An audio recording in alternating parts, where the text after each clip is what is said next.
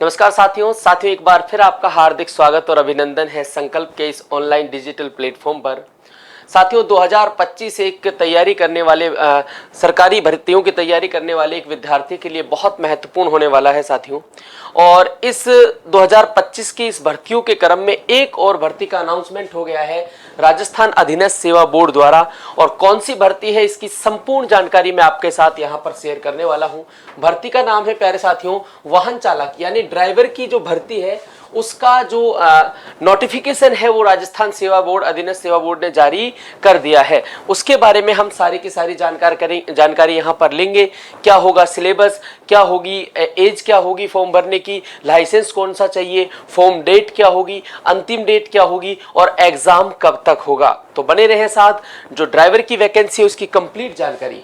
तो जी हाँ साथियों, अभी हाल ही में अधीनस्थ सेवा बोर्ड द्वारा एक नोटिफिकेशन जारी किया गया है ड्राइवर की भर्ती को लेकर। और कितने पदों पर यह भर्ती जारी की गई है तो वाहन चालक की यह भर्ती है प्यारे साथियों। तो इसका मतलब यह है कि लाइसेंस होने वाला है। मैं आगे आपको बताने वाला हूं आपको लाइसेंस इस भर्ती में कौन सा चाहिएगा। तो चालक की ये भर्ती है 2756 पदों पर यह भर्ती की ऑनलाइन जो प्रक्रिया है वो शुरू हो चुकी है। जी हाँ, 27 फरवरी से इसके जो फॉर्म है वो फॉर्म ऑनलाइन हो चुके हैं और अंतिम जो तिथि है वो अंतिम तिथि 8 मार्च है। यानी मैं ये कह सकता हूं कि जो चालक भर्ती है इसके फॉर्म अब शुरू हो चुके हैं 27 फरवरी से और जो लास्ट डेट है वो 28 मार्च है। कैसे फॉर्म भरना होगा, कैसे कैसे जानकारी है, कंप्लीट बने रहे वीडियो में। 27 से 56 पदों के लिए ये विज्ञप्ति जारी की गई है। आगे चलो, ऑनलाइन की प्रक्रिया वही है जैसे आप राजस्थान के सभी फॉर्म भरते हो। आपको ओटीआर के माध्यम से, एसएसआईडी के माध्यम से फॉर्म भरना होगा। चलते हैं महत्वपूर्ण जानकारियों पे आगे।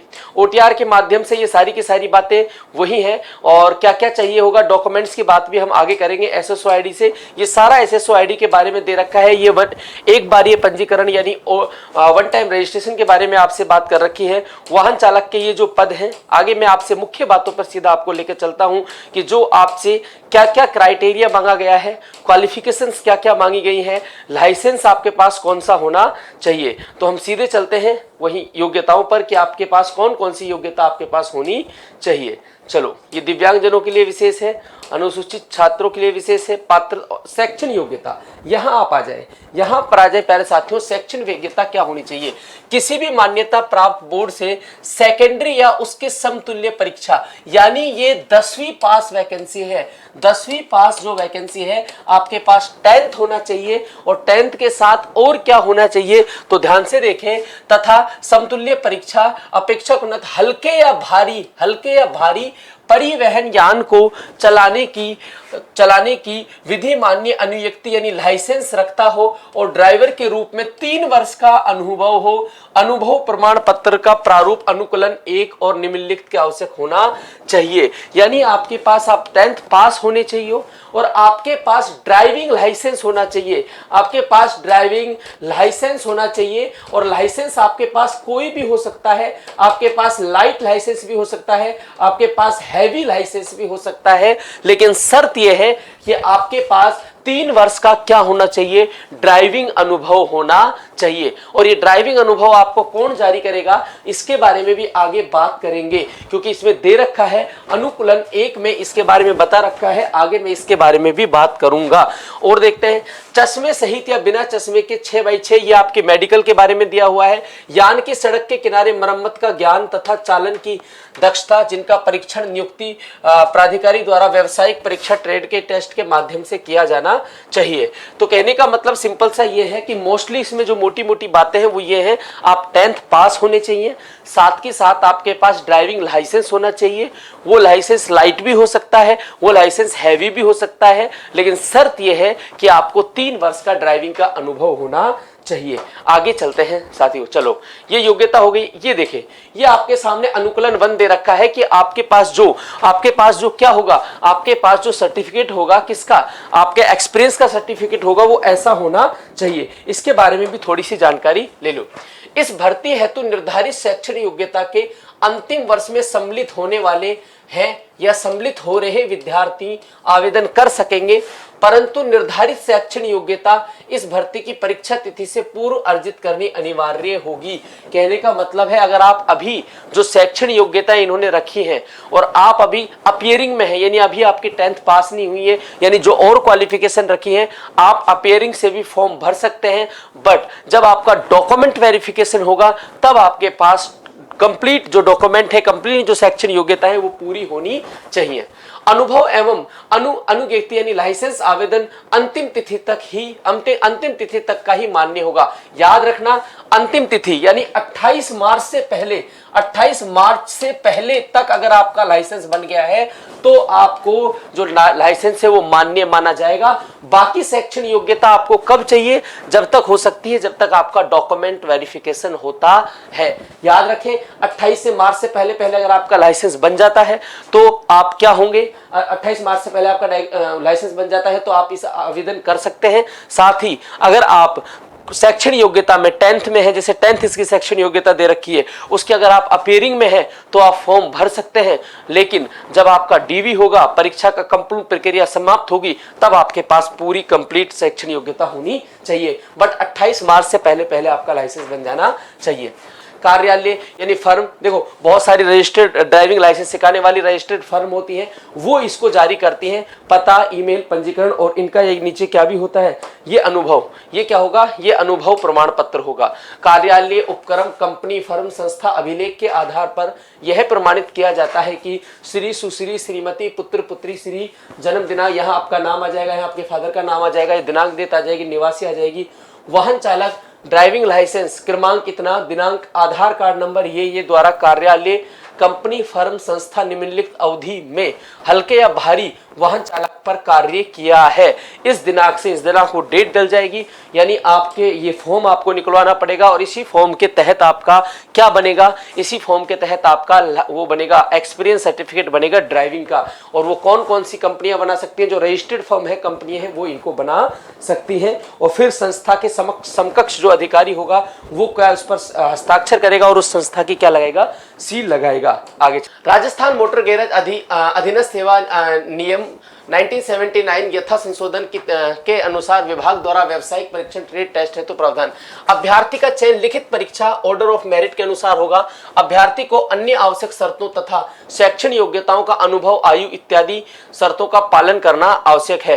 कर्मचारी चयन बोर्ड परीक्षा में ऑर्डर ऑफ मेरिट प्राप्त सूची से नियुक्ति करेगी। यानी सिंपल सी बात है कि वही है कि सारा का सारा आपको क्या करना है, सारा का सारा आपका जो सिलेक्शन है वो किस पर होगा? वो आपका शैक्षणिक योग्यता पर होगा। उसके बाद अन्य योग्यताएं क्या है? स्वास्थ्य के बारे में चरित्र प्रमाण पत्र चाहिए। स्वास्थ्य कैसा होना चाहिए? तो आप एक मेडिकल सर्टिफिकेट सभी भर्तियों में बनता है। ये सारी बात की बातें हैं, इन पर मैं अलग से एक वीडियो बना दूंगा जब आपका पेपर हो जाएगा। अभी पहली प्रायोरिटी तो हमारी क्या है? पहली प्रायोरिटी तो हमारी फॉर्म भर के एग्जाम देना है। ये सारी बातें एग्जाम के बाद के लिए। नागरिकता क्या होना चाहिए? ये राष्ट्रीयता के बारे में, यानी आप भारत के क्या होना चाहिए? नागरिक। इसमें एक इंपॉर्टेंट बात है, वो है एज को लेकर। किसको लेकर? एज को लेकर।